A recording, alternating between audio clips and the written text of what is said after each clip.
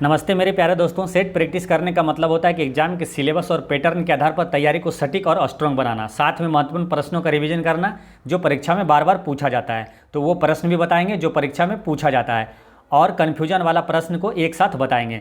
ना संघर्ष ना तकलीफ तो खाक मजा है जीने में, बड़े बड़े तूफान थम जाते हैं जब आग लगी हो सीने में। चलिए दोस्तों शुरू करते हैं। पहला क्वेश्चन है कि ICC T20 महिला विश्व कप 2023 देश में आयोजित हुआ तथा इस प्रतियोगिता का विजेता कौन सा देश रहा।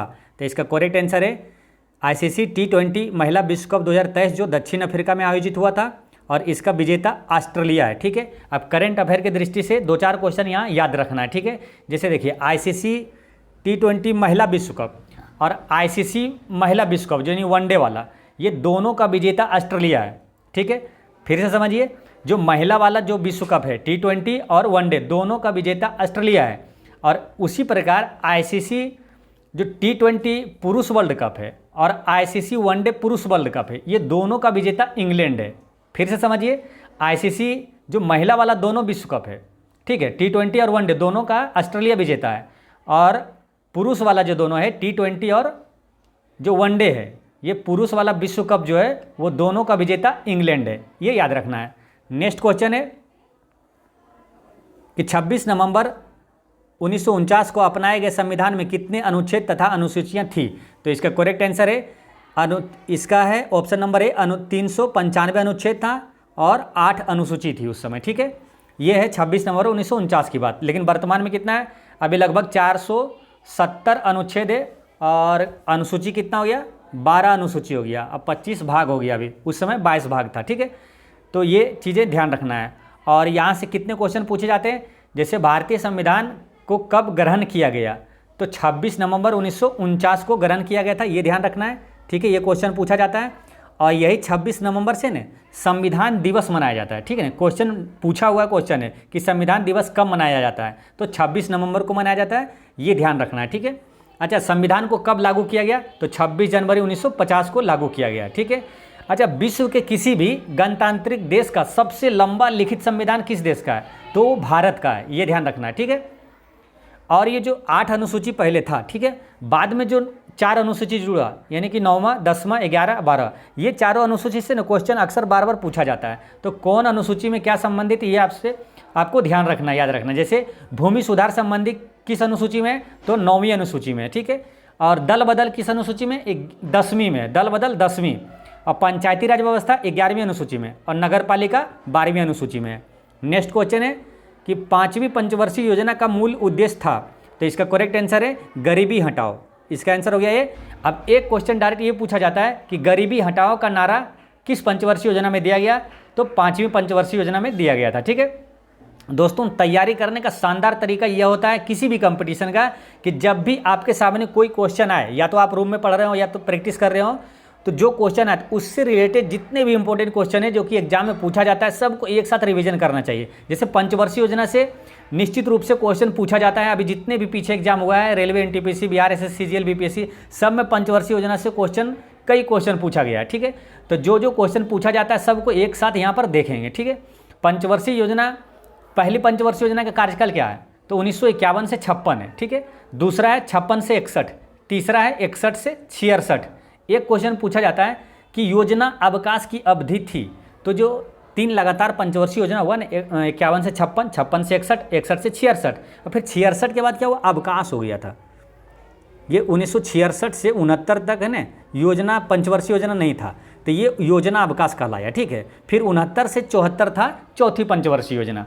तो ये आपको ध्यान रखना है। ठीक है, एक इम्पोर्टेंट क्वेश्चन है जो कि रेलवे, NTPC और BRSS, CGL दोनों में पूछा गया क्वेश्चन है कि प्रथम पंचवर्षीय योजना किस मॉडल पर आधारित है, तो हेरोड डोमर मॉडल पर आधारित है। दूसरी पंचवर्षीय योजना किस मॉडल पर आधारित है, तो PC महालनोबिस मॉडल पर आधारित है। काफ़ी इंपॉर्टेंट क्वेश्चन है ये दोनों, यही दोनों पूछा जाता है ज़्यादा। ठीक है, तो ध्यान रखना है, पहली पंचवर्षीय योजना हेरोड डोमर मॉडल पर और दूसरी पंचवर्षीय योजना PC महालनोबिस पर आधारित है। ठीक है, अब एक क्वेश्चन पूछा जाता है कि दुर्गापुर इस्पात संयंत्र की स्थापना किस पंचवर्षीय योजना में हुआ था, तो आपको याद रखना है दुर्गापुर इस्पात संयंत्र, भिलाई इस्पात संयंत्र और राउरकेला इस्पात संयंत्र, ये तीनों का है ना स्थापना द्वितीय पंचवर्षीय योजना में हुआ था। ठीक है, ये ध्यान रखना है।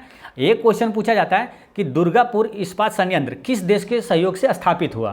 तो दुर्गापुर हुआ था ब्रिटेन के सहयोग से। इसे याद कैसे रखना है? द्रविड़, यानी कि दुर्गापुर ब्रिटेन के सहयोग से।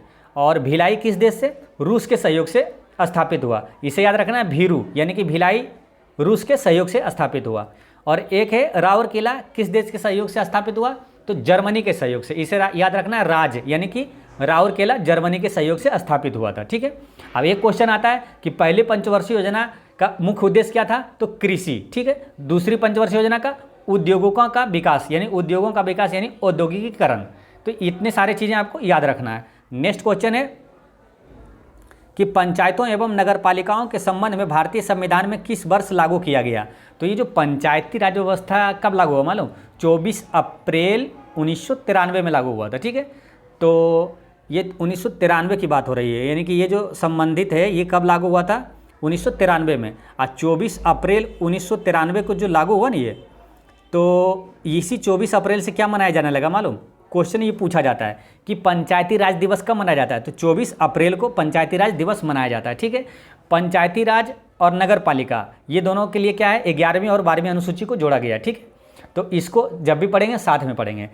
पंचायती राज व्यवस्था को कौन सा संविधान संशोधन के तहत लागू किया गया? तो 73वां संविधान। देखिए, पंचायती राज है 73वां संविधान संशोधन और नगर पालिका 74वां संविधान संशोधन के तहत।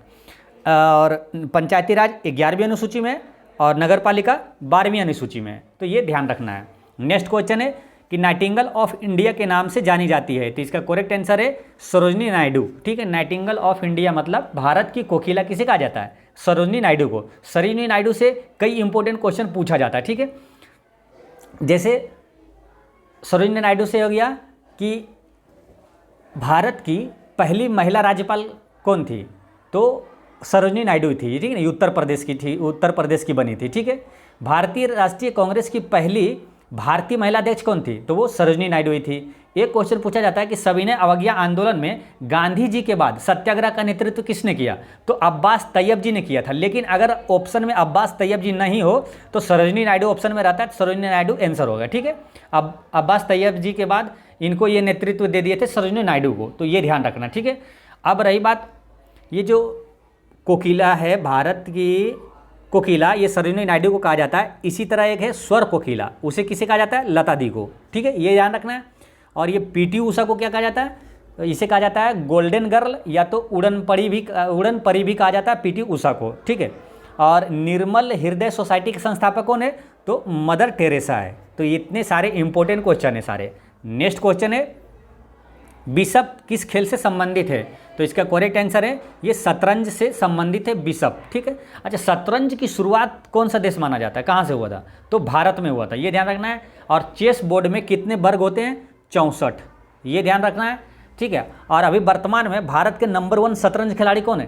तो डी गुकेश है। ठीक है, डी गुकेश। अच्छा, विश्व शतरंज चैंपियनशिप के 5 बार के विजेता कौन है? तो विश्वनाथ आनंद है। ठीक है, एक क्वेश्चन पूछा जाता है कि माइंड मास्टर किसकी आत्मकथा है? तो विश्वनाथ आनंद की है। ठीक है, एक क्वेश्चन ये पूछा जाता है कि राजीव गांधी खेल रत्न पुरस्कार पाने वाले पहले व्यक्ति कौन है? तो वो विश्वनाथन आनंद ही है, ये ध्यान रखना है। नेक्स्ट क्वेश्चन है कि भारत की अर्थव्यवस्था को सबसे अच्छे ढंग से किन शब्दों में व्यक्त किया जा सकता है? तो इसका करेक्ट आंसर है मिश्रित अर्थव्यवस्था। भारतीय अर्थव्यवस्था कैसी अर्थव्यवस्था है? तो मिश्रित अर्थव्यवस्था है। मिश्रित अर्थव्यवस्था से क्वेश्चन देखिए, ऐसे डायरेक्ट ये पूछा हुआ क्वेश्चन है कि भारत की अर्थव्यवस्था कैसी है? तो मिश्रित अर्थव्यवस्था है। एक क्वेश्चन ये पूछा जाता है कि मिश्रित अर्थव्यवस्था का अर्थ क्या है? तो इसका मतलब होता है कि सार्वजनिक एवं निजी क्षेत्रों का सह अस्तित्व होना। ठीक है, अच्छा, मिश्रित कृषि, ये भी क्वेश्चन पूछा जाता है। मिश्रित कृषि का मतलब क्या हुआ? तो होता है कृषि एवं पशुपालन साथ में करना। नेक्स्ट क्वेश्चन है कि मिस्र में गर्म एवं शुष्क हवाओं को क्या कहा जाता है? तो इसका करेक्ट आंसर है खमसिन कहा जाता है। मिस्र में जो है ना गर्म हवाओं को खमसिन कहा जाता है। ठीक है, और एक क्वेश्चन है कि अरब के रेगिस्तान में चलने वाली गर्म एवं शुष्क पवन को क्या कहा जाता है? तो सिमुन कहा जाता है। ठीक है, सिमुन कहा जाता है। और ये जो सहारा मरुस्थल के उत्तरी भाग में जो हवा चलती है उसे हरमट्टन कहा जाता है। ठीक है, और न्यूजीलैंड में चलने वाली पवन वो नॉर्वेस्टर कहलाता है। ये क्वेश्चन पूछा जाता है। नेक्स्ट क्वेश्चन है कि भारत रत्न प्राप्त करने वाले प्रथम भारतीय थे, तो सर्वपल्ली राधाकृष्णन जी थे, है ना। सर्वपल्ली राधाकृष्णन जी सबसे पहले भारत रत्न इनको मिला 1954 में। इनके साथ जो है ना 2 और व्यक्ति को मिला, एक सीवी रमन को और एक है सी राज गोपालाचारी को, ठीक है।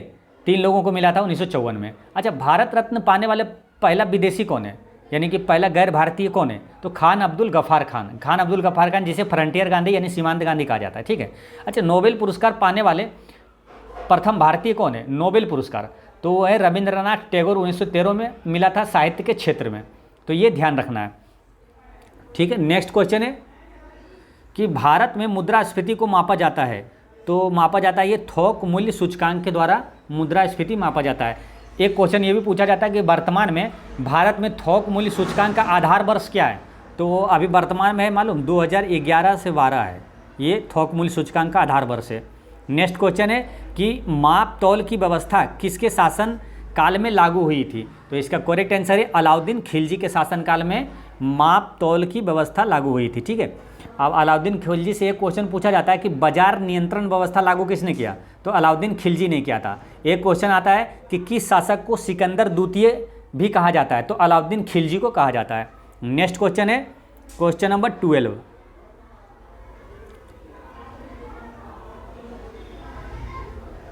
हाल ही में 10 अगस्त 2023 को रूसी अंतरिक्ष एजेंसी का नाम क्या है, रोसकोसमोस के द्वारा इंटरकोसमोस कार्यक्रम के तहत कौन सा मिशन चंद्रमा के लिए लॉन्च किया, तो इसका करेक्ट आंसर है लूना 25 को लॉन्च किया था, ठीक है, लूना 25, ये ध्यान रखना है, ठीक है। क्वेश्चन एक बार फिर समझिए। हाल ही में 10 अगस्त करंट अफेयर का क्वेश्चन है, 10 अगस्त 2023 को रूसी अंतरिक्ष एजेंसी रोसकोसमोस के द्वारा इंटरकोसमोस कार्यक्रम के तहत कौन सा मिशन चंद्रमा के लिए लॉन्च किया, तो लूना 25 को, ठीक है। अच्छा, एक क्वेश्चन ये बता दिया कि भारत का पहला उपग्रह कौन सा है, तो आर्यभट्ट है। कब इसको लॉन्च किया गया, 1975 में, लेकिन ये भारत द्वारा नहीं लॉन्च किया गया था, ये भारत का जो पहला उपग्रह लेकिन रूस द्वारा लॉन्च किया गया था, ठीक है, ये ध्यान रखना है,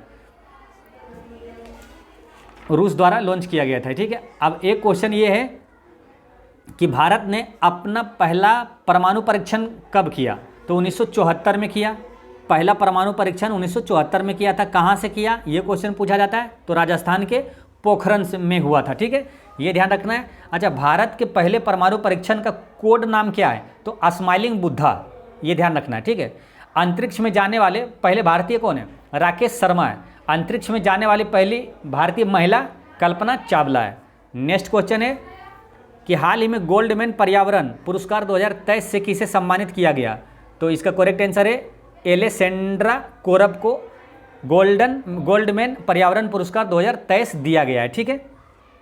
अब यहाँ पर कुछ इंपॉर्टेंट करंट अफेयर याद रखना है, जैसे वन्य जीव संरक्षण पुरस्कार 2023 किसे दिया गया, ये क्वेश्चन मालूम पूछा गया है, ये क्वेश्चन कि वन्य जीव संरक्षण पुरस्कार, ऐसे क्वेश्चन पूछा जाता है, ठीक है। वन्य जीव संरक्षण पुरस्कार 2023 आलिया मीर को मिला है, ये याद रखना है, जम्मू कश्मीर सरकार द्वारा इसे दिया गया है, ठीक है। जर्मन पीस पुरस्कार 2023 किसे मिला, तो ये सलमान रुश्दी को मिला है। और मार्कोनी पुरस्कार 2023 किसे मिला है, तो हरिवाल कृष्णन को मिला है, ठीक है। मार्कोनी पुरस्कार 2023 हरिवाल कृष्णन को मिला है। नेक्स्ट क्वेश्चन है कि किस व्यक्ति ने प्रथम बार कार्यकारी प्रधानमंत्री के रूप में पदभार संभाला है, तो इसका करेक्ट आंसर है गुलजारी लाल नंदा ने पहली बार कार्यकारी प्रधानमंत्री के रूप में पद संभाला है, ठीक है। अब यहाँ पर कुछ इंपॉर्टेंट क्वेश्चन है जो पूछा जाता है कि भारत के पहले प्रधानमंत्री कौन है, पंडित जवाहरलाल नेहरू। क्वेश्चन एक पूछा जाता है कि सबसे ज़्यादा दिन तक प्रधानमंत्री पद पर रहने वाले व्यक्ति कौन है, तो वो हैं पंडित जवाहरलाल नेहरू, 16 साल 286 दिन रहे थे, ठीक है, 16 साल 286 दिन। अच्छा, सबसे कम समय तक प्रधानमंत्री कौन रहे थे, तो गुलजारी लाल नंदा ही रहे थे, 13 दिन मात्र रहे थे, ठीक है, ये ध्यान रखना है। नेक्स्ट क्वेश्चन है कि संविधान के अनुच्छेद 368 का संबंध है, तो ये क्या है, 368 है संविधान संशोधन की प्रक्रिया से संबंधित है, ठीक है। अच्छा, ये संविधान संशोधन की प्रक्रिया किस भाग में, तो भाग 20 में है, अनुच्छेद 368 में, ठीक है। संविधान संशोधन की प्रक्रिया किस देश से लिया गया, तो दक्षिण अफ्रीका से लिया गया, ठीक है। अच्छा, ये जो आपातकालीन संबंधित है किस अनुच्छेद में, तो आपातकाल का संबंध है अनुच्छेद 352 से। वित्त आयोग का गठन किस अनुच्छेद में, 280 में। और निर्वाचन आयोग का गठन 324 में, निर्वाचन 24 ऐसे याद रखना है रिलेट करके। नेक्स्ट क्वेश्चन है कि राष्ट्रपति और उपराष्ट्रपति दोनों पदों की रिक्तता की स्थिति में कौन राष्ट्रपति का पद संभालता है? तो ये संभालता है सर्वोच्च न्यायालय के मुख्य न्यायाधीश। जैसे अगर राष्ट्रपति भी मतलब राष्ट्रपति दुर्भाग्यवश या तो कोई कारणवश है ना, तो राष्ट्रपति भी इस्तीफा दे दिया और उपराष्ट्रपति भी नहीं हो, तो उस हालत में सुप्रीम कोर्ट का जो चीफ जस्टिस होता है वो राष्ट्रपति का पद संभालता है। ठीक है। अच्छा, ऐसा भारत के इतिहास में कितनी बार हुआ जबकि सुप्रीम कोर्ट का मुख्य न्यायाधीश को राष्ट्रपति जो है ना, राष्ट्रपति के रूप में कार्यभार संभाला? तो एक बार हुआ। ठीक है, आज के तक के इतिहास में एक बार हुआ था। और वो कौन व्यक्ति थे सुप्रीम कोर्ट के न्यायाधीश जो कि राष्ट्रपति बने? एम हिदायतुल्ला बने थे। वो कब हुआ था? जब है ना 1969 की बात है, जब डॉक्टर जाकिर हुसैन की मृत्यु हो गई थी और जो बीबी गिरी है कार्यवाहक राष्ट्रपति बने थे, लेकिन बीबी गिरी भी राष्ट्रपति चुनाव में भाग लेने के लिए त्यागपत्र दे दिया था, तो फिर एम हिदायतुल्ला राष्ट्रपति बने थे। तो ये ध्यान रखना है। अच्छा, राष्ट्रपति का पद किस अनुच्छेद में? तो अनुच्छेद 52 में है राष्ट्रपति का, और उपराष्ट्रपति का पद ये है अनुच्छेद 63 में। ये ध्यान रखना है। नेक्स्ट क्वेश्चन है कि भारत का राष्ट्र ध्वज कब स्वीकार किया गया? तो इसका करेक्ट आंसर है 22 जुलाई 1947 को भारत का राष्ट्र ध्वज स्वीकार किया गया है। ठीक है। अब इसी तरह एक क्वेश्चन आता है, मालूम ये हो गया 22 जुलाई 1947। ये आता है कि भारतीय स्वतंत्रता अधिनियम कब पारित हुआ? तो वो होगा 18 जुलाई 1947। ठीक है, देखिए दोनों का डेट है ना आसपास में, इसीलिए याद रखना है ना, 18 जुलाई 1947। ठीक है, ये क्या हुआ? 18 जुलाई 1947 को भारतीय स्वतंत्रता अधिनियम पारित हुआ था, तो ये याद रखना है। अब रही बात तिरंगा की, राष्ट्रध्वज की, इससे भी कई क्वेश्चन पूछा जाता है। जैसे एक क्वेश्चन बीपीएससी में पूछा गया था कि विदेश में प्रथम तिरंगा ध्वज ने मैडम भीखाजी कामा ने कहाँ फहराया था? तो ये फहराया था, मालूम ऑप्शन में था स्टुटगार्ड। तो स्टुटगार्ड कहाँ? जर्मनी में। तो जर्मनी के स्टुटगार्ड में फहराया था। ठीक है, ये याद रखना है, स्टुटगार्ड। ये भी ऑप्शन में देता है कभी कभी। ठीक है, बीपीएससी में पूछा गया है क्वेश्चन, ये जर्मनी के स्टुटगार्ड में फहराया था मैडम भीखाजी कामा। यानी कि दो क्वेश्चन यहाँ से बनता है कि विदेश में झंडा तिरंगा फहराने वाला पहला व्यक्ति कौन है? तो वो है मैडम भीखाजी कामा। और विदेश में कहाँ फहराया? तो स्टुटगार्ड, जर्मनी के स्टुटगार्ड में फहराया था 1907 में। तो ये ध्यान रखना है। ठीक है। झंडा समिति का अध्यक्ष कौन है? तो आचार्य जेबी कृपलानी है। और स्वतंत्रता के समय भारतीय राष्ट्रीय कांग्रेस के अध्यक्ष कौन थे? तो आचार्य जेबी कृपलानी थे। नेक्स्ट क्वेश्चन है कि सत्यमेव जयते किस रूप में प्रचलित है? तो सत्यमेव जयते क्या है मालूम? इसमें से ऑप्शन में से कोई नहीं है, क्योंकि सत्यमेव जयते जो है ना, ये भारत का राष्ट्रीय वाक्य है। ठीक है, ये याद रखना है, भारत का राष्ट्रीय वाक्य है। अब यहाँ से क्वेश्चन ये पूछा जाता है कि सत्यमेव जयते है ना, ये कहाँ से लिया गया है? तो मुंडको उपनिषद से लिया गया है। ये ध्यान रखना है। ठीक है, मुंडको उपनिषद से लिया गया है। और ये जो सत्यमेव जयते अभी फिलहाल कहाँ है ये अंकित है? तो ये राष्ट्रीय चिन्ह अशोक चक्र पर अंकित है। ठीक है, ये ध्यान रखना है। और राष्ट्रीय चिन्ह जो है वो अशोक चक्र कहाँ से लिया गया है? तो वो सारनाथ से लिया गया। ठीक है, सारनाथ के में है वो, वहीं से लिया गया है। अब एक क्वेश्चन ये पूछा जाता है कि अशोक चक्र में कितनी तीलियाँ होती है? तो 24 तीलियाँ होती है। ठीक है, 24 तीलियाँ होती है। और भारत का राष्ट्रीय जो तिरंगा है वो तिरंगा का रेशियो कितना, ये भी पूछा जाता है। तो लंबाई और चौड़ाई है 3:2। ठीक है, 2। और एक क्वेश्चन आता है कि राष्ट्रीय झंडा को डिजाइन किसने किया? तो पिंगली वेंकैया ने किया। ठीक है, अब एक क्वेश्चन याद रखना है, भारत का राष्ट्रीय गीत क्या है? वंदे मातरम। और राष्ट्रीय गान क्या है? जन गण मन। नेक्स्ट क्वेश्चन है कि भारत में टेलीविज़न की शुरुआत कब हुई? तो इसका करेक्ट आंसर है ये 1959 में हुआ था, भारत में टेलीविज़न की शुरुआत हुई थी। अब भारत में रंगीन टेलीविज़न की शुरुआत कब हुई? तो 1982 में हुआ था। ये ध्यान रखना है। ठीक है। अच्छा, बिहार में प्रथम रेडियो स्टेशन स्थापित कहाँ हुआ? तो मुजफ्फरपुर में हुआ 1978 में। ठीक है। रेडियो तरंगे किस मंडल से परावर्तित होती है? तो आयन मंडल से परावर्तित होती है। काफ़ी इंपॉर्टेंट क्वेश्चन है। अच्छा, टेलीविज़न का आविष्कार किसने किया? तो J.L. वेयर्ड ने किया। J.L. वेयर्ड ने किया टेलीविज़न, J.L. वेयर्ड।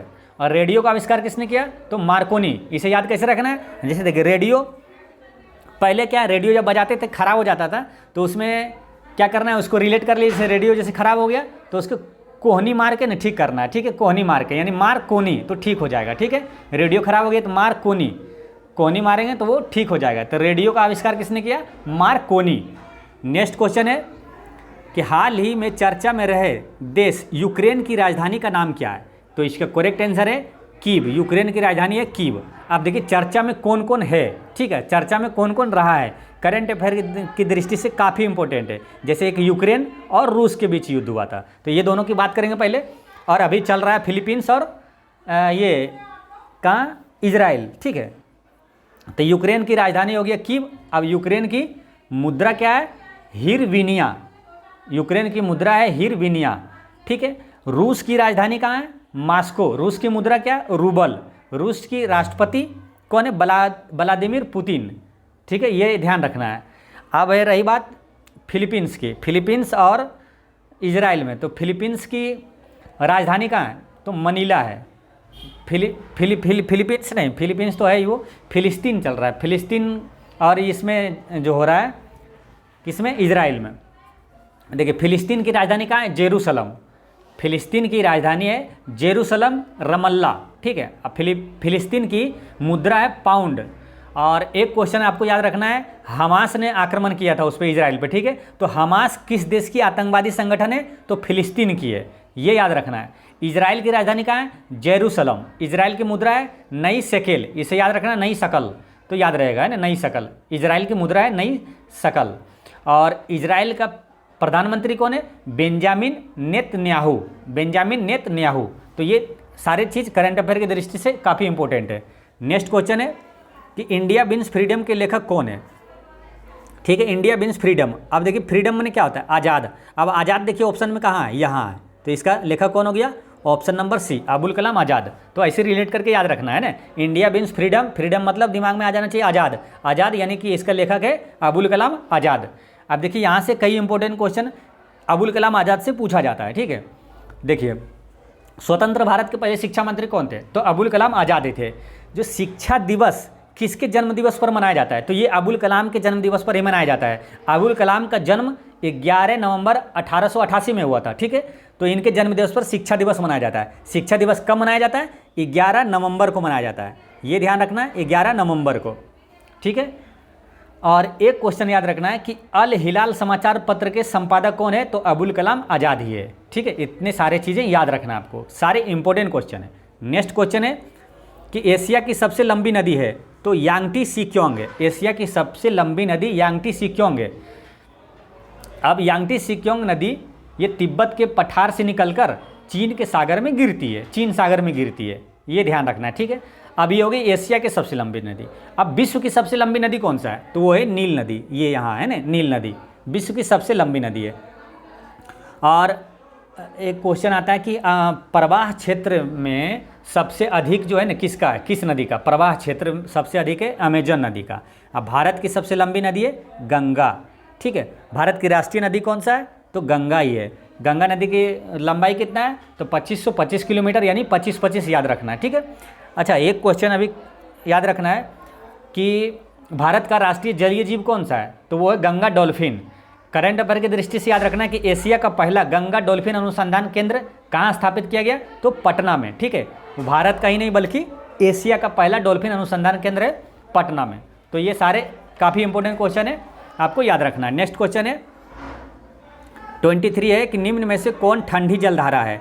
तो इसका करेक्ट आंसर है ये लेब्राडोर की जो धारा है ना, जलधारा, ये ठंडी जलधारा है। देखिए ठंडी जलधारा से भी ना क्वेश्चन पूछा जाता है, ठीक है।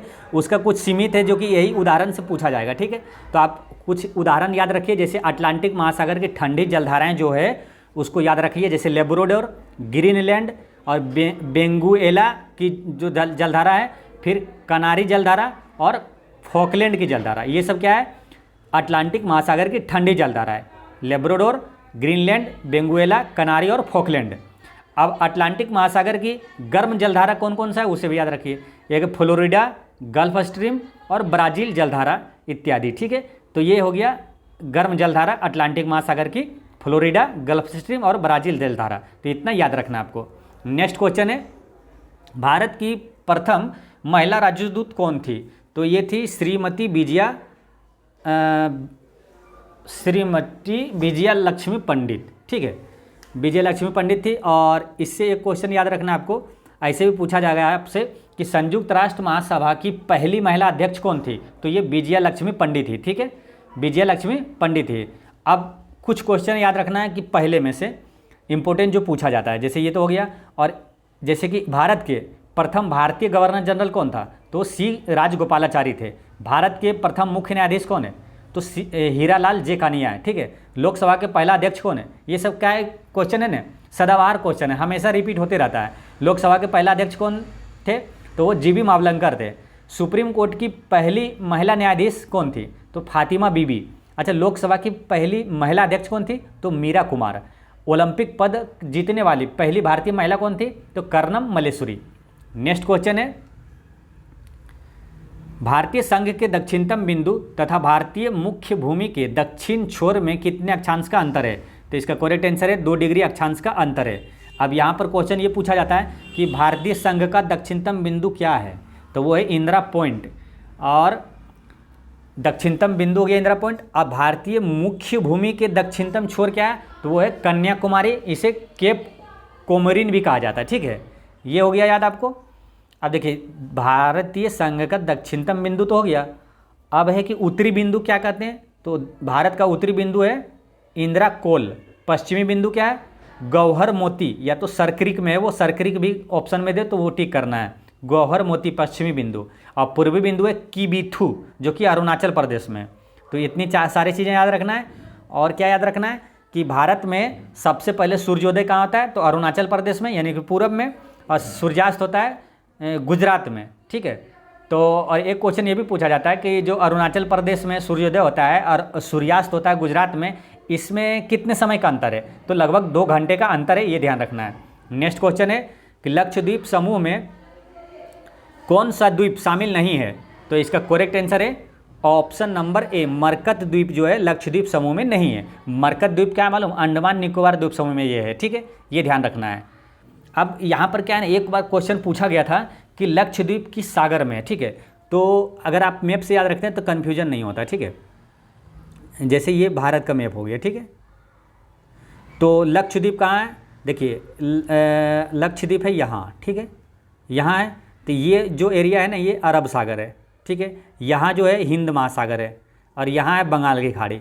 ऑप्शन में ऐसा ही दिया था, ठीक है, या बंगाल की खाड़ी, हिंद महासागर, अरब सागर, कहाँ है लक्षद्वीप। तो आपको अगर ये याद है कि नहीं लक्षद्वीप इधर है और ये अरब सागर इधर है, बंगाल की खाड़ी तो आंसर होगा ही नहीं। तो इसलिए अब जैसे जानकारी नहीं तो कई लोग बंगाल की खाड़ी भी टिक कर देंगे, तो इसलिए मैप से याद रखना है अरब सागर यहाँ इधर है, ठीक है, तो यहीं पे लक्षद्वीप है। इधर क्या है, बंगाल की खाड़ी तरफ अंडमान निकोबार द्वीप समूह, ठीक है, ये याद रखना है। तो लक्षद्वीप कहाँ किस सागर में है, तो अरब सागर में है, ये आपको याद रखना है, ठीक है।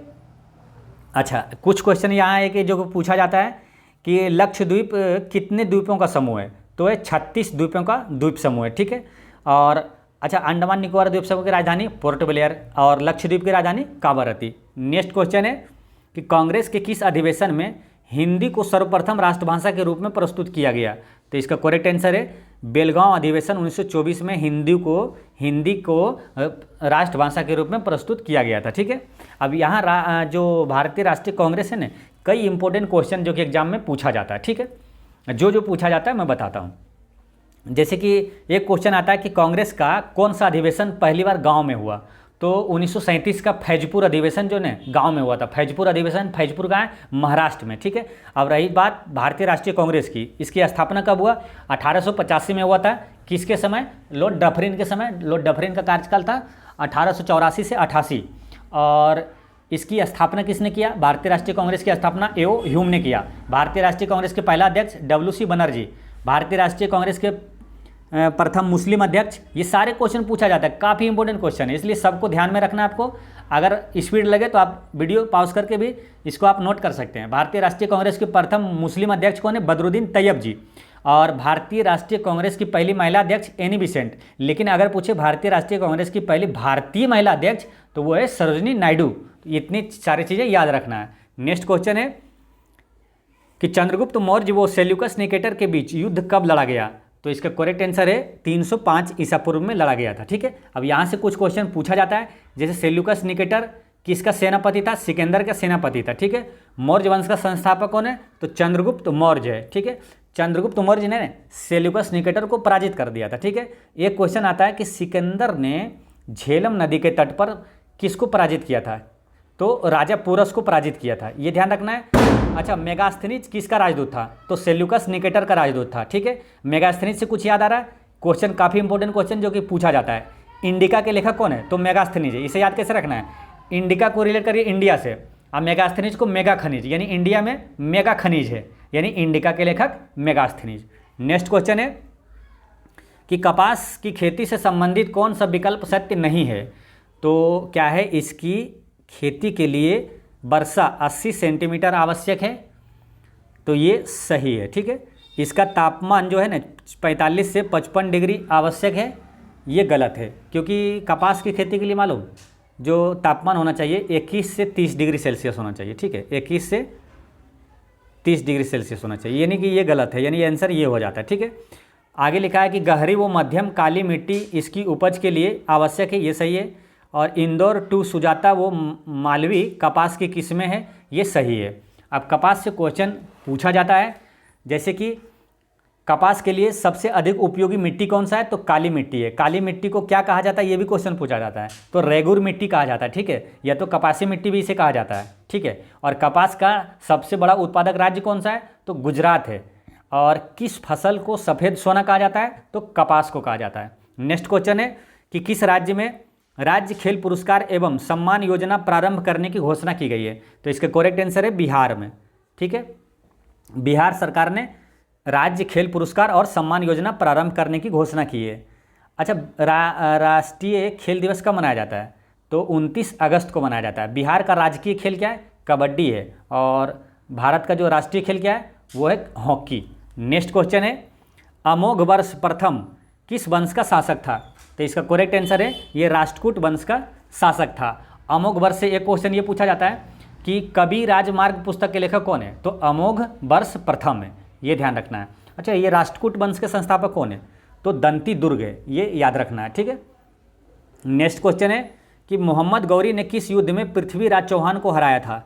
तो इसका करेक्ट आंसर है तराइन का द्वितीय युद्ध में मोहम्मद गौरी ने पृथ्वीराज चौहान को हराया था। पहला युद्ध में क्या हुआ था? हार गया था मोहम्मद गौरी ने, अब पृथ्वीराज चौहान जीता था। लेकिन दूसरा जो युद्ध हुआ तराइन का दूसरे युद्ध में पृथ्वीराज चौहान को हराया था। और ये दोनों कब युद्ध हुआ था? तो ये हुआ था 1191 में पहला और 1192 में दूसरा युद्ध हुआ था तराइन का।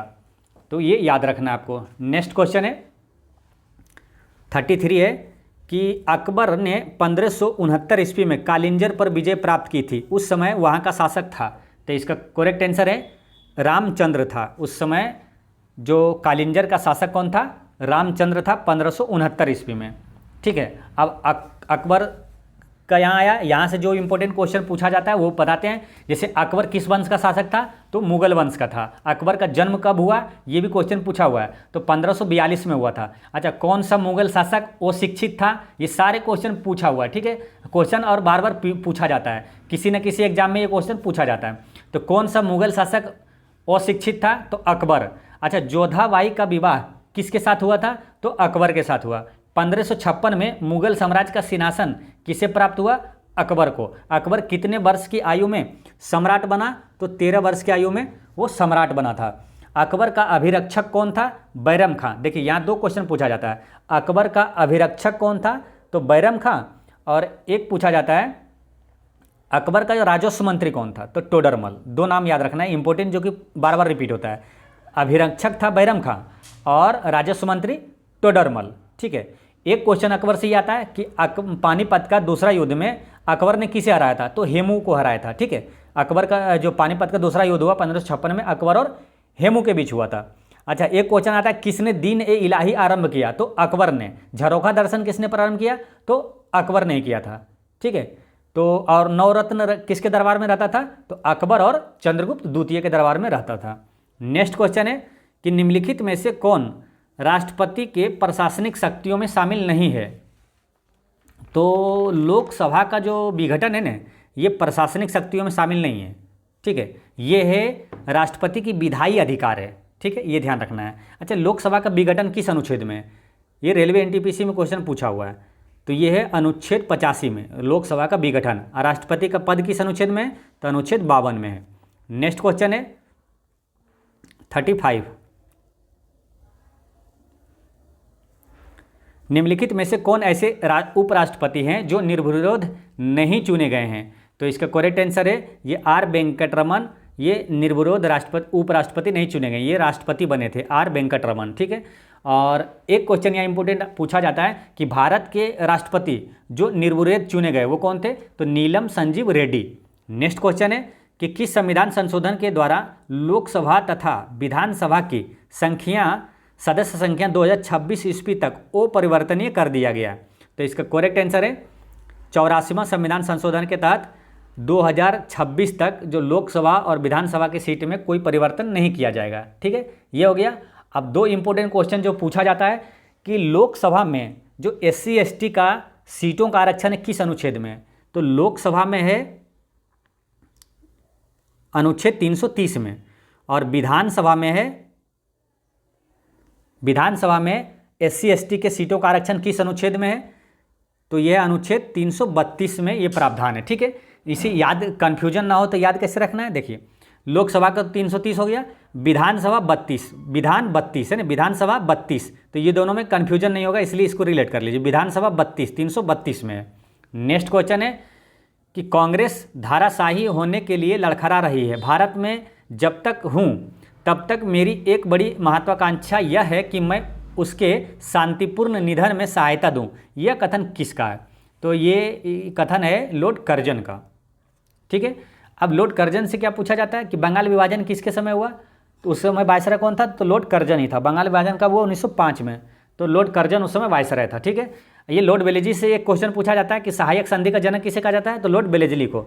ये लॉर्ड डफरिन के समय क्या इंपॉर्टेंट है? भारतीय राष्ट्रीय कांग्रेस की स्थापना 1885 में लॉर्ड डफरिन के ही समय हुआ था। और लॉर्ड एमहर्स्ट से एक क्वेश्चन आता है कि प्रथम आंग्ल बर्मा युद्ध किसके समय हुआ? तो लॉर्ड एमहर्स्ट के समय हुआ था। प्रथम आंग्ल बर्मा युद्ध 1824-26 में हुआ था, और एमहर्स्ट का कार्यकाल 1823 से 28 था। नेक्स्ट क्वेश्चन है कि मेन कैंप यानी मीन कैंप का लेखक था? तो ये हिटलर जी थे, हिटलर था। तो हिटलर का एक और पुस्तक पूछा जाता है कि मेरा संघर्ष पुस्तक के लेखक कौन है? मेरा संघर्ष या तो कभी दे क्वेश्चन में माई स्ट्रगल के लेखक कौन है?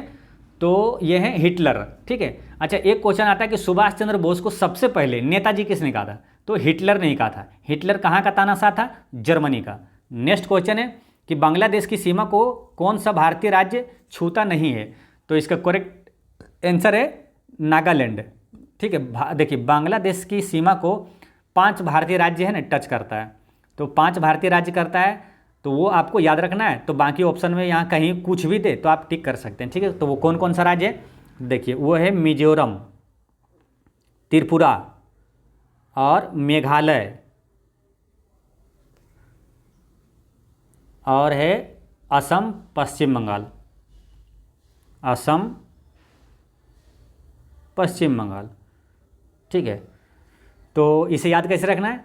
देखिए, मित्र मेघा आप बांग्लादेश में हैं, ये ऐसे एक लाइन बना लीजिए। ठीक है, यानी कि बांग्लादेश से ये टच करती है। मित्र मेघा से आप कह रहे हैं मित्र मेघा आप बांग्लादेश में हैं, यानी कि मित्र से हो गया मिजोरम, त्रिपुरा, मेघा से मेघालय, ये 3 राज्य हो गया, और आप से हो गया असम, पश्चिम बंगाल। ठीक है, तो इस प्रकार इसका आंसर क्या हो गया था? नागालैंड नहीं है। तो इस तरह याद रखना है इसको। नेक्स्ट क्वेश्चन है कि किस वास्तुकला का पालन यानी शैली अयोध्या के राम मंदिर के निर्माण में किया जाएगा? तो इसका करेक्ट आंसर है नागर शैली का प्रयोग किया जाएगा। एक इंपॉर्टेंट क्वेश्चन पूछा जाता है कि गंधार शैली किसका मिश्रण है? तो भारत और यूनानी कला का मिश्रण है गंधार शैली।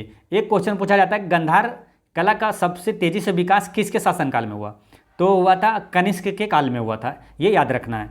नेक्स्ट क्वेश्चन है कि राजतरंगिणी नामक ग्रंथ का फारसी में अनुवाद किसने किया था? तो इसका करेक्ट आंसर है मौलाना शौरी ने किया था। ठीक है, इससे ज़्यादा इंपॉर्टेंट ये है कि राजतरंगिणी का लेखक कौन है? तो कलहन है। ठीक है, और एक इम्पोर्टेंट है कि राजतरंगिणी का संबंध किस क्षेत्र से है? तो कश्मीर के इतिहास से। ये दोनों काफ़ी इंपॉर्टेंट है, कई बार रिपीट हुआ है। ठीक है, राजतरंगिणी के लेखक कलहन और इसका संबंध किससे, ये क्वेश्चन भी पूछा हुआ है, तो कश्मीर के इतिहास से। ठीक है, इसे याद कैसे रखना है, देखिए राज तरंगिणी का लेखक कौन है, कल्हन। तो कल्हन यानी कि कश्मीर के क्षेत्र से संबंधित है, इसे रिलेट कर लीजिए कि कश्मीर में अक्सर कलह होते रहती है ना, कश्मीर में अक्सर कलह होते रहती है, कलह यानी कल्हन, राज तरंगिणी के लेखक कल्हन है। नेक्स्ट क्वेश्चन है कि ओलंपिक खेल में भारत का पहला व्यक्तिगत स्वर्ण पदक जीतने वाला खिलाड़ी किस खेल से संबंधित है। तो ओलंपिक में पहला व्यक्तिगत स्वर्ण पदक किसने जीता था मालूम, ये अभिनव बिंद्रा जीते थे। अब वो किससे संबंधित है, शूटिंग से। पहला जो है ना अभिनव बिंद्रा ही जीते थे, उसके बाद जीते थे नीरज चोपड़ा जी। ठीक है, ये ध्यान रखना है, ओलंपिक में पहला व्यक्तिगत स्वर्ण पदक अभिनव बिंद्रा और दूसरा नीरज चोपड़ा। अभिनव बिंद्रा का संबंध शूटिंग से और नीरज चोपड़ा का संबंध भाला फेंक से है। नेक्स्ट क्वेश्चन है, क्रांतिकारी संगठन हिंदुस्तान रिपब्लिकन एसोसिएशन के संस्थापक थे। तो इसका करेक्ट आंसर है सचिंद्र नाथ सन्याल थे। ठीक है, लेकिन एक चीज़ ध्यान रखना है, भगत सिंह ने 1928 में इसमें सोशलिस्ट शब्द जोड़ दिया। ठीक है, हिंदुस्तान रिपब्लिकन एसोसिएशन सोशलिस्ट शब्द जोड़ा है किसने, भगत सिंह ने। नेक्स्ट क्वेश्चन है कि 2 जुलाई 2023 को कृषि और किसान कल्याण मंत्रालय द्वारा बैंकों से कृषि अवसंरचना कोष को बढ़ावा देने के लिए कौन सा अभियान शुरू किया गया है। तो इस अभियान का नाम है भारत। ठीक है, ये करंट अफेयर का क्वेश्चन है कि 2 जुलाई 2023 को कृषि और किसान कल्याण मंत्रालय द्वारा बैंकों से कृषि अवसंरचना कोष को बढ़ावा देने के लिए कौन सा अभियान शुरू किया, तो भारत। ठीक है, भारत कौन सा, ये वाला है ना, BHARAT, भारत। ठीक है, इसमें क्या हुआ, इसका फुल फॉर्म हो गया कि banks heralding accelerated rural and agriculture transformation. ठीक है, इसका फुल फॉर्म हो गया बैंक्स हेराल्डिंग एक्सेलरेटेड है ना, accelerated rural and agriculture transformation. Next question है कि कालाहारी मरुस्थल क्षेत्र में पाई जाती है। तो कालाहारी मरुस्थल किस क्षेत्र में, कालाहारी मरुस्थल क्षेत्र में पाया जाता है कौन सी जनजाति, बुशमैन। ये बुशमैन पाया जाता है, कालाहारी मरुस्थल क्षेत्र में पाया जाता है बुशमैन। ठीक है, ये जो कालाहारी मरुस्थल जो है किस देश में, ये भी क्वेश्चन पूछा जाता है, तो बोत्सवाना में, ये ध्यान रखना है। अब एक इंपॉर्टेंट क्वेश्चन पूछा जाता है कि निग्रो जनजाति कहाँ निवास करती है। तो निग्रो जनजाति है ना मध्य अफ्रीका में निवास करती है। और सेमांग एक जनजाति है, सेमांग मलेशिया में निवास करती है। देखिए जनजाति से भी क्वेश्चन पूछा जाता है, ये बड़ी बड़ी जो जनजाति किस देश में तो निवास करती है पूछा जाता है। ये सेमांग जो है मलेशिया में निवास करती है। ठीक है, और एक है माओरी जो है न्यूजीलैंड में निवास करती है। ठीक है, माओरी जनजाति न्यूजीलैंड में निवास करती है। और एक है सिंहली जनजाति जो है ना ये श्रीलंका में निवास करती है। सब क्वेश्चन पूछा जाता है। ठीक है, डायरेक्ट रहेगा सिंपल कि सिंहली जनजाति पाई जाती है कहाँ, श्रीलंका में है। नेक्स्ट क्वेश्चन है कि डैश पर्वतमाला व्यावहारिक रूप से उत्तर और दक्षिण भारत के बीच की सीमा का निर्माण करती है। तो इसका करेक्ट आंसर है ये विंध्य पर्वत जो है ना, विंध्य पर्वतमाला व्यावहारिक रूप से उत्तर और दक्षिण भारत के बीच सीमा का निर्धारण करती है। ठीक है, एक क्वेश्चन ये पूछा जाता है कि विंध्याचल पर्वत की सबसे ऊंची चोटी क्या है, तो उसका नाम है अमरकंटक है। ठीक है, ये ध्यान रखना है। नेक्स्ट क्वेश्चन है 47,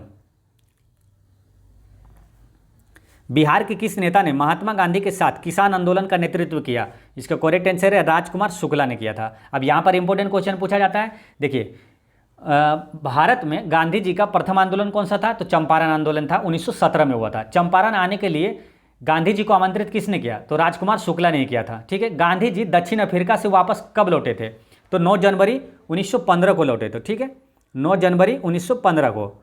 अब 9 जनवरी ये काफ़ी इंपॉर्टेंट हो गया, इससे एक क्वेश्चन और यही पूछा जाएगा कि प्रवासी भारतीय दिवस कब मनाया जाता है, तो यही 9 जनवरी को मनाया जाता है। गांधी जी वापस लौटे थे उन्हीं की याद में। ठीक है, 9 जनवरी को प्रवासी भारतीय दिवस मनाया जाता है। नेक्स्ट क्वेश्चन है कि the poverty of political economy how economics abandoned the poor पुस्तक के लेखक है। तो इसके करेक्ट आंसर है ये मेघनाथ देसाई है। ठीक है, देखिए the poverty of political economy how economics abandoned the poor. अब ये जो द पॉवर्टी है ना, इसी प्रकार एक और क्वेश्चन है जो कि पूछा जाता है, poverty and un British rule in India के लेखक कौन है, दादा भाई नौरोजी। नेक्स्ट क्वेश्चन है कि अमृत भारत स्टेशन योजना के तहत कुल कितने रेलवे स्टेशनों को उनके विकास के लिए चिन्हित किया गया है? तो इसका करेक्ट आंसर है 1309 रेलवे स्टेशनों को चिन्हित किया गया है। नेक्स्ट क्वेश्चन है कि किसे वर्ष 2023-24 के लिए भारतीय उद्योग परिसंघ के अध्यक्ष के रूप में नियुक्त किया गया है? करंट अफेयर का क्वेश्चन है, ध्यान रखना है। नेक्स्ट इसका आंसर हो गया क्या? आर दिनेश। ठीक है, भारतीय उद्योग परिसंघ के अध्यक्ष आर दिनेश है। नेक्स्ट क्वेश्चन है कि जब हम जल के नीचे सुराही भरने के लिए रखते हैं तो जैसे जैसे सुराही भरती जाती है वैसे वैसे हमें विशेष प्रकार की ध्वनि सुनाई देती है। इसका कारण क्या है? तो इसका कारण है अनुनाद। ठीक है, एक क्वेश्चन यही उदाहरण से ही पूछा जाता है कि जब सैनिक लोग जो है ना कदम ताल मिलाकर चलता है तो पुल से गुजरता है, जब ना पुल पे चलता है तो पुल का टूट जाना वो किसके कारण होता है? तो वो अनुनाद के कारण ही होता है। नेक्स्ट क्वेश्चन है कि मनुष्य का सबसे अधिक ज़रूरत होती है, तो मनुष्य के लिए सबसे अधिक ज़रूरत कौन सा है? विटामिन, प्रोटीन, कार्बोहाइड्रेट, वसा, इस सब में से सबसे अधिक ज़रूरत किसका है? प्रोटीन का होता है, ये ध्यान रखना। ठीक है, अब प्रोटीन से क्वेश्चन पूछा जाता है कि प्रोटीन कितने अमीनो अम्ल से बना है? तो प्रोटीन 20 अमीनो एसिड से मिलकर बना है। ठीक है, प्रोटीन का संश्लेषण कहाँ होता है? राइबोसोम में। प्रोटीन का कारखाना किसे कहा जाता है? राइबोसोम को। प्रोटीन की कमी से बच्चों में कौन सा रोग होता है? ये क्वेश्चन पूछा जाता है। या तो ऐसे पूछा जाता है कि बच्चों में जो क्वाशियोरकर रोग होता है या तो मरासमस रोग होता है, किसके कमी से होता है? प्रोटीन की कमी से। ठीक है, फिर से समझिए, यानी कि प्रोटीन की कमी से बच्चों में रोग होता है मरासमस और क्वाशियोरकर रोग होता है, ये ध्यान रखना है। नेक्स्ट क्वेश्चन है कि निम्नलिखित में से कौन सा तत्व ठोस अवस्था वाले उपकरणों के लिए अर्धचालक में डोपिंग एजेंट के रूप में प्रयोग किया जाता है? तो इसका करेक्ट आंसर है आर्सेनिक का प्रयोग किया जाता है। देखिए, निम्नलिखित में से कौन सा तत्व ठोस अवस्था वाले उपकरणों के लिए अर्धचालक में डोपिंग एजेंट के रूप में प्रयोग किया जाता है? तो आर्सेनिक का। आर्सेनिक का परमाणु संख्या कितना है? 33। ठीक है, ये ध्यान रखना। अच्छा, सबसे हल्की धातु कौन सा है? तो वो है लिथियम। नेक्स्ट क्वेश्चन है एक्वारेजिया के इस विषय में निम्नलिखित में से कौन सा कथन सही नहीं है? तो एक्वारेजिया नाइट्रो हाइड्रोक्लोरिक अम्ल का एक विलयन होता है, ये सही है। एक्वारेजिया मतलब होता है अम्लराज, इसका हिंदी होता है, ये ध्यान रखना। ठीक है, अम्लराज, अम्लराज को इंग्लिश में एक्वारेजिया कहा जाता है। एक्वारेजिया को कार्बनिक यौगिकों के साथ मिलाने पर विस्फोट हो सकता है, ये भी सही है। एक्वारेजिया विलयन बहुत ऊर्जा युक्त और विस्फोट संभाव्यता वाला होता है, ये भी सही है। इसमें पारंपरिक विलयन में हाइड्रोक्लोरिक अम्ल यानी कि HCl, देखिए एक्वारेजिया में, ठीक है, हाइड्रोक्लोरिक अम्ल और नाइट्रिक अम्ल HNO3 का मिश्रण जो होता है, क्रमशः जो अनुपात होता है वो कितना होता है? ये 3:2 लिखा है, ये गलत है, 3:1 होता है। ठीक है, यानी कि हाइड्रोक्लोरिक अम्ल 3 होता है और नाइट्रिक अम्ल 1 के अनुपात में होता है, तो ये गलत है। इसका आंसर हो गया डी। नेक्स्ट क्वेश्चन है कि कोई विशिष्ट जैव रासायनिक अभिक्रिया प्रेरित करने के लिए उत्प्रेरक के रूप में कार्य करने वाले किसी सजीव द्वारा उत्पादित पदार्थ को डैश कहा जाता है? तो क्या कहा जाता है? इसका करेक्ट आंसर है एंजाइम कहा जाता है। फिर से समझिए, कोई विशिष्ट जैव रासायनिक अभिक्रिया प्रेरित करने के लिए उत्प्रेरक के रूप में कार्य करने वाले किसी सजीव द्वारा उत्पादित पदार्थ को एंजाइम कहा जाता है। ठीक है, अब एक क्वेश्चन याद रखना है, पूछा जाता है कि एंजाइम रासायनिक रूप से क्या होता है? तो वो प्रोटीन होता है, ये ध्यान रखना है। नेक्स्ट क्वेश्चन है कि निम्नलिखित में से किसमें विटामिन ए बहुत अधिक मात्रा में पाया जाता है? तो इसका करेक्ट आंसर है गाजर में बहुत अधिक मात्रा में विटामिन ए पाया जाता है। विटामिन ए से है ना कई क्वेश्चन पूछा जाता है। ठीक है, जैसे पहले विटामिन की खोज किसने किया? काश्मीर फंक ने। विटामिन ए का रासायनिक नाम क्या है? रेटिनॉल। विटामिन ए मुख्यतः शरीर में कहाँ संग्रहित होता है? काफ़ी इंपॉर्टेंट क्वेश्चन है, यकृत में संग्रहित होता है, ये ध्यान रखना है। रतौंधिक किस विटामिन की कमी से होता है? विटामिन ए की कमी से होता है। नेक्स्ट क्वेश्चन है 57, रेडियो सक्रियता के वर्ग विस्थापन का नियम का प्रतिपादन किया? तो इसका करेक्ट आंसर है ये फजन तथा सोडी ने किया था। ठीक है, रेडियो सक्रियता के वर्ग विस्थापन का नियम का प्रतिपादन फजन तथा सोडी ने किया। ठीक है, अब यहाँ आया रेडियो सक्रियता। रेडियो सक्रियता की खोज किसने किया? हेनरी वेकुरेल ने किया। ये क्वेश्चन पूछा जाता है, ध्यान रखना है। अब यहाँ आया मैडम क्यूरी। मैडम क्यूरी से पूछा जाता है कि रेडियम की खोज किसने किया? Madam Curie. पोलोनियम की खोज किसने किया? तो मैडम क्यूरी ने किया था, ये ध्यान रखना है। नेक्स्ट क्वेश्चन है ऊर्जा का मात्रक है तो क्या है? जूल। अच्छा, कार्य का मात्रक क्या है? वो भी जूल है, यानी कार्य और ऊर्जा दोनों का मात्रक है जूल, ये याद रखना है। नेक्स्ट क्वेश्चन है कि रक्त संचरण संबंधी खोज की है। देखिए, रक्त संचरण या तो रक्त परिसंचरण मतलब क्या होता है, चलना। संचरण मतलब क्या होता है, चलना, ठीक है। रक्त संचरण या तो रक्त परिसंचरण, तो एक प्रकार से होता है ना कि परिवहन टाइप के, जैसे कि याद रखना है, जैसे परिवहन होता है कहाँ चलती है, हाईवे में चलती है, तो उसको रिलेट करके याद रखना है, ठीक है। रक्त संचरण यानी चलता है जो हाईवे में, तो इसका आंसर क्या है, इसकी खोज किया विलियम हाईवे। हॉर्वे को बोलना क्या है, हाईवे, विलियम हाईवे, तो इसे याद रहेगा। जब भी रक्त संचरण का आएगा मतलब हाईवे में चलेगा, ठीक है। विलियम हाईवे इसका आंसर हो जाएगा। अब यहाँ पे क्वेश्चन पूछा जाता है इंपॉर्टेंट क्वेश्चन कि रक्त समूह की खोज किसने किया, तो लैंड स्टीनर ने किया था, ठीक है। लैंड स्टीनर ने रक्त समूह की खोज किया था। अच्छा, वाटसन एवं क्रिक से भी क्वेश्चन पूछा जाता है। ये क्या किए थे, तो ये क्या किए थे कि डीएनए का द्विकुंडली संरचना की खोज किसने किया था, वो बताया था वाटसन एवं क्रिक ने, ठीक है।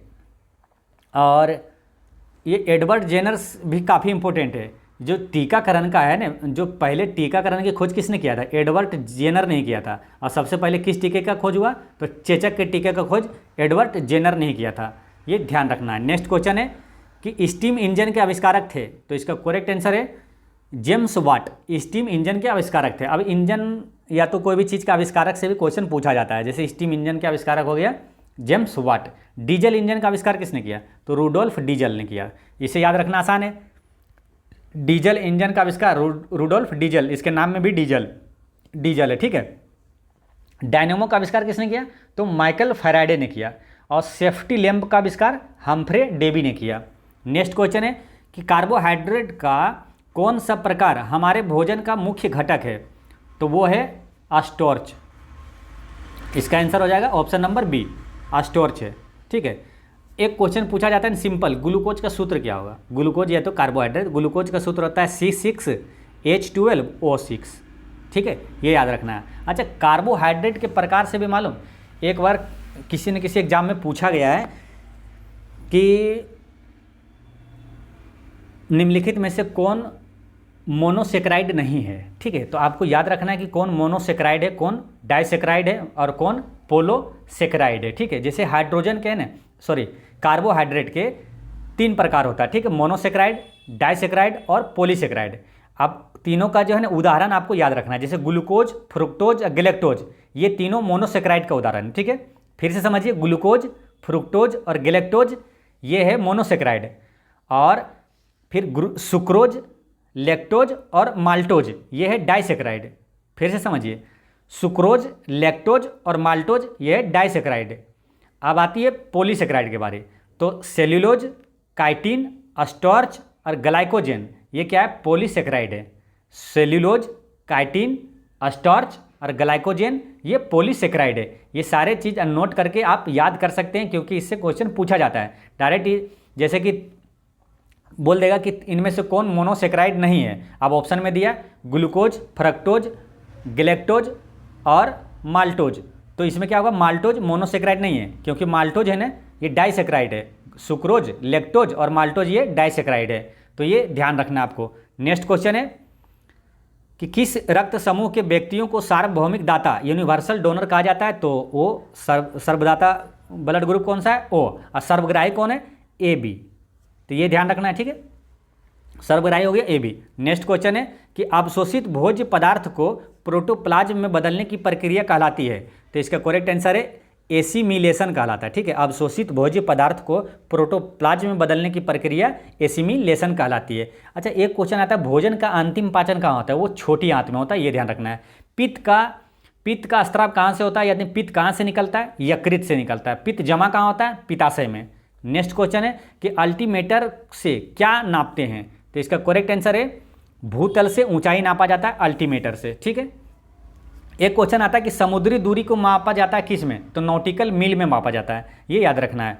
नेक्स्ट क्वेश्चन है कि निम्नलिखित में से कौन सा आयन कार्बन परमाणु के सम इलेक्ट्रॉनिक है। सम इलेक्ट्रॉनिक का मतलब क्या हो गया, समस्थानिक, ठीक है। तो इसका आंसर है ये नाइट्रोजन प्लस, ठीक है, क्योंकि है ना कार्बन और नाइट्रोजन इसका दोनों का है ना परमाणु संख्या समान है।